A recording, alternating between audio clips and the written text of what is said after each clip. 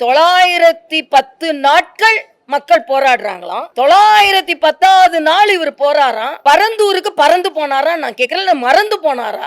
இதுவரைக்கும் மறந்து போன பரந்தூருக்கு திடீரென்று பறந்து போனார்னா என்ன அர்த்தம்? சினிமால நடிக்கும் போது பரந்தூர்ல நம்ம காதுல விழாதுப்பா, டேக் மட்டும்தான் போகும். இப்ப டேக் ஆஃப் ஆகணும். சினிமால நடிக்கும் போது டேக் மட்டும்தான் கேட்கும். பரந்தூர்ல மக்கள் ஓலம் போட்டுட்டு இருப்பாங்க, அப்பெல்லாம் கேட்கவே கேட்காது. அங்க முடிச்சிட்டு இங்க டேக் ஆஃப் ஆகணும்னோட இங்க ஒரு டேக் ஆஃப்காக அங்க போயிட வேண்டியது. என்னப்பா இது? இது மாநில அரசு தேர்வு செய்து கொடுத்த இடம்.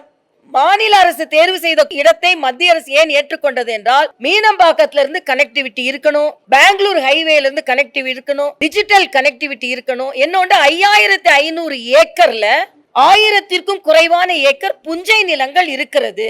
நான் விவசாயிகளுக்காக உண்மையிலேயே நான் அவர்களை எதிர்த்தோ இல்லனா நாங்க வளர்ச்சிக்கு ஆதரவானவன் அப்படின்னு சொல்ற மாதிரியே நாங்களும் விவசாயிகளுக்கு ஆதரவானவர்கள் தான். இதே விஜய் விவசாயிகளுக்கு கொடுக்கின்ற காம்பன்சேஷனை கொஞ்சம் கூட்டி கொடுங்க, இல்லனா அவங்க மேல வழக்குகளை ரத்து செய்யுங்க, அவங்க நியாயத்திற்கு போராடுகிறார்கள் என்று சொன்னால் நான் கேட்டிருப்பேன்.